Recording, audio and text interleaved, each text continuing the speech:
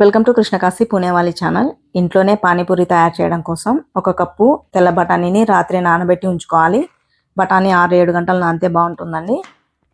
నానిన బఠానీని కుక్కర్లో తీసుకొని ఒక పెద్ద ఆలును పైన చెక్కు మొత్తం తీసేసి ఇలా ముక్కలుగా కట్ చేసి వేసుకోవాలి.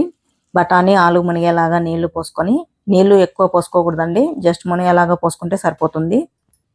ఇందులోకి 1/2 స్పూన్ సాల్ట్, 1/2 స్పూన్ పసుపు వేసి మీడియం ఫ్లేమ్ పైన 4 విజిల్స్ వచ్చేంత వరకు ఉడికించి పక్కన ఉంచుకోవాలి. ఇప్పుడు పానీపూరిలోకి పానీ తయారు చేసుకుందాం. మిక్సీ జార్లో కొంచెం కొత్తిమీర, కొంచెం పుదీనా, 3 పచ్చిమిర్చి ఇలా తెల్లగా ఉన్నవే తీసుకోండి, నల్లవి అయితే ఘాటు ఉంటాయండి.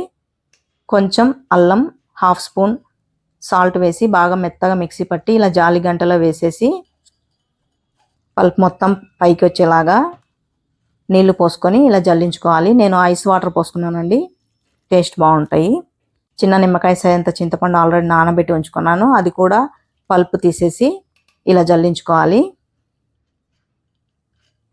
1/2 లీటర్ దాకా నీళ్లు పడతాయండి.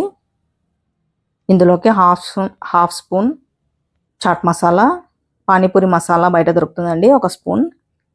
కొంచెం గరం మసాలా, 1 స్పూన్ చక్కెర. కొంతమంది చక్కెర వేసుకుంటారు, కొంతమందికి ఇష్టం ఉండదండి. నేను పచ్చిమిర్చి ఘాటు ఉండకుండా ఉండడం కోసం వేసుకున్నాను, మీకు ఇష్టం లేకపోతే స్కిప్ చేయొచ్చు.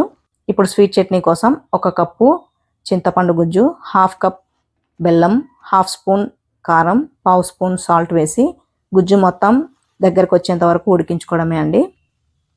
ఇవి పానీపూరీలు రెడీమేడ్గా దొరుకుతాయండి బయట, అవి తెచ్చి డీప్ ఫ్రై చేసుకున్నాను. మీకు ఇవి దొరకకపోతే 1 కప్పు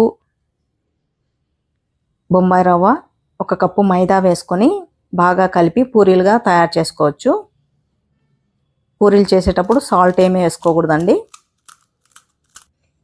ఇప్పుడు పానీపూరి రెడీ అయిపోయింది.